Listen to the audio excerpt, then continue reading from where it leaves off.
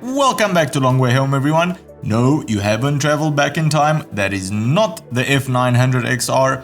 That is BMW's new 2020 S1000XR. We're working on a full review of it, and I wanted to post this video today and ask you what questions you have about the big XR. Hopefully, it's not going to be like the 900XR video where I completely forgot that you guys sent in questions, so post those in the comments below. But until the new review, this is what the new 1000XR is like to ride in the city.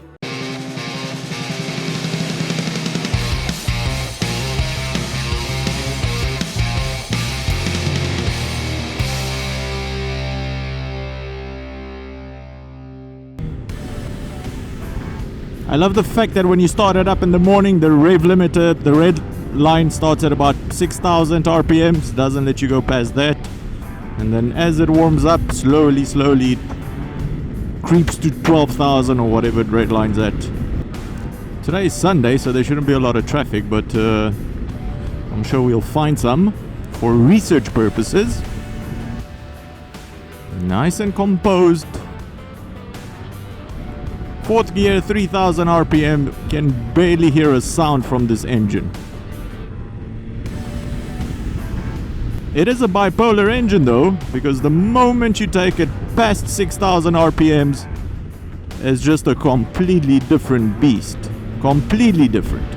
It turns from a quiet and well-mannered girlfriend that you can take to your mother into a loud and obnoxious one that will keep away from your mother.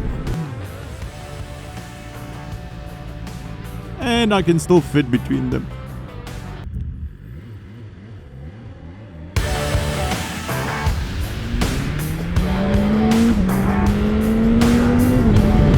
See, that's why super bikes or bikes with a lot of power are useless in the city. There's no place for them here because you can hit the speed limit in first gear. Not even in first gear, the half of first gear. You've already gone over the speed limit, so you have to drive like an old grandmother, and it just takes all the fun out of them. So don't buy it to ride in the city. More helpful consumer advice only from Long Way Home. There's no traffic, there's no one here. It's also a public holiday tomorrow, so everyone's pretty much gone to whatever destinations they go to relax. I like to stay at home to relax. See, I thought the F900XR was easy to flick around and change direction with. This is a lot easier than that. A hell of a lot easier than the GS, obviously, but it is very simple and easy to flick around. We're doing 50 in fourth gear, not a sound out of the bike, not a sound out of the engine or the exhaust. And if for some reason we need to overtake, which I can't understand why in the city, still plenty of power, still plenty of torque. Pulling over from a red light or a stoplight, I was very impressed with the electronics, because the way they set up is that if you want to do maniac things and start really fast from a stoplight, rev it up, drop the clutch, no need to worry about feathering it or anything. Electronics will take care of that. You can definitely pull off like a rocket, and I'm very impressed with the way the traction control is set up. It's not just the traction control, it's a wheelie control. All of those systems are integrated together, but very well set up. Let's try some lane splitting. That'll be impossible over there.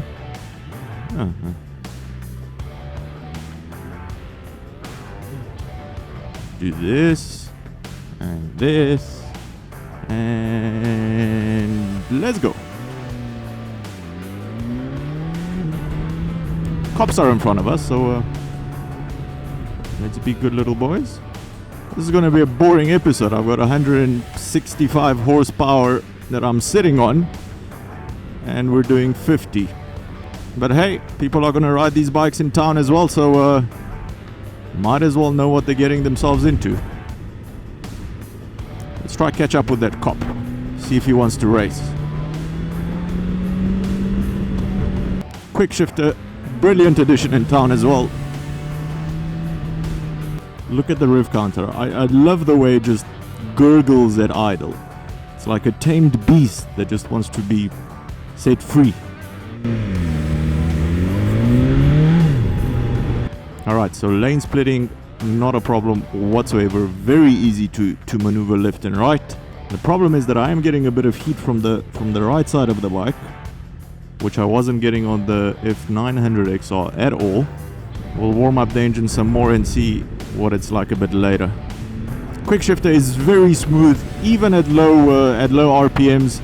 I know it's very smooth at high RPMs, but at low RPMs I was expecting a bit of a shudder here and there. Down and up. Well done. It is a 4-cylinder bike, so let me show you what I mean by the traction control that's set up in such a way that it takes care of everything and just lets me have fun. We're gonna find a stoplight and we're gonna rev it up, drop the clutch, and not worry about doing stupid stuff because it's gonna take care of us. Now I'm spending my Sunday hunting a red light. This is unnatural. Sound it makes is just brilliant when you rev it up.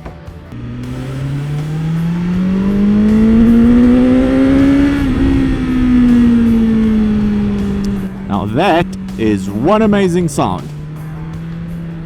Oh, here's a red light. Is he gonna let us? Is he gonna let us? Yes. What is this guy doing?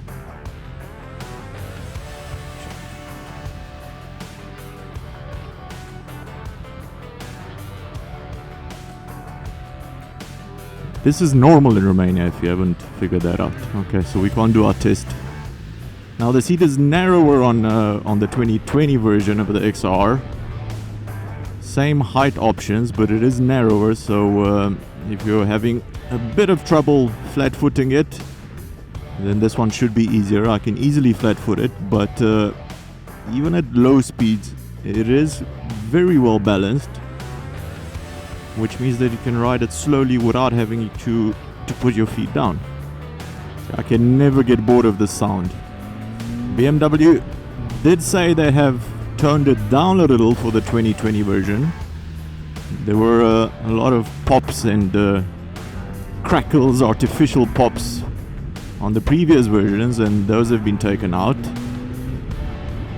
because apparently people were getting tired of so much sportiness over prolonged periods of time, and I can understand that. But the thing is, even in this dumbed down state, this still sounds amazing.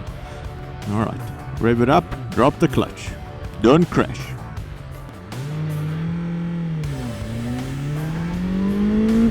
Quick shifter, that's it. German electronics in action. They've added a little cubby hole here for this new version, which is brilliant. One of the things that I love on my GS. Useful for any sort of riding, but especially useful in the city because you can quickly chuck keys, electronic cigarettes, anything in there that you need quick access to.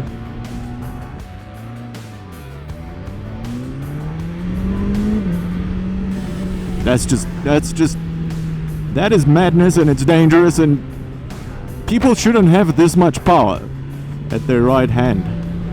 No. You go back to 5th. That's it. You're an old granny now.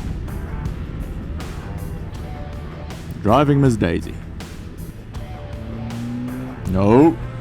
Stay on cruise control, that's it. Now, the turning circle I've noticed is a lot better than the 900XR. Definitely see that here. A better rider could probably do a lot better, but this is quite impressive. Okay, definitely a lot of heat coming. My right thigh is getting toasted at the moment. This is not very pleasant. On the 900XR there was no heat coming up from the engine, but on this beast, when the engine warms up, so do your legs. Oh, there we go, on my left as well. Hello fellow motorcycle man. Nope. No, you go back to 5th now. There we go. Behave yourself.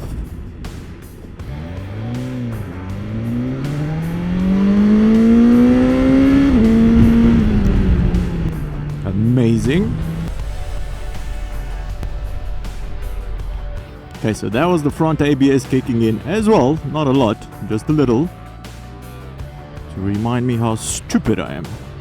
I wonder if the novelty of having 165 horsepower underneath you wears off in time. Or if this bike is just never meant to be ridden around in the city. Because you will inevitably kill yourself.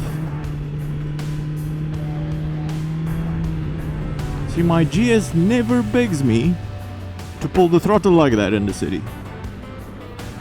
Then again, my GS doesn't make the sound. And it never should.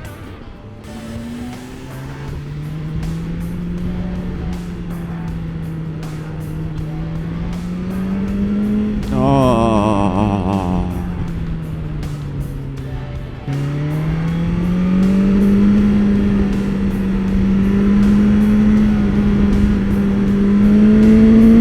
Don't do it. Don't do it. Don't. Why are you doing it?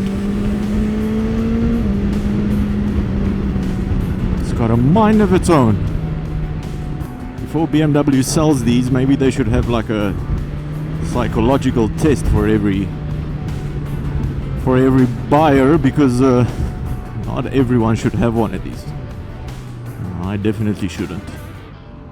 Hope you enjoyed it. I definitely enjoyed riding it. Don't forget to post your questions on the S1000XR to be included in the full review in the comments below. That's the show for today, everyone. If you've enjoyed it, give it a big thumbs up. And if you think you've learned something new, consider subscribing or becoming one of our patrons to help us make more of these shows. Cheers, and I'll see you on the next one.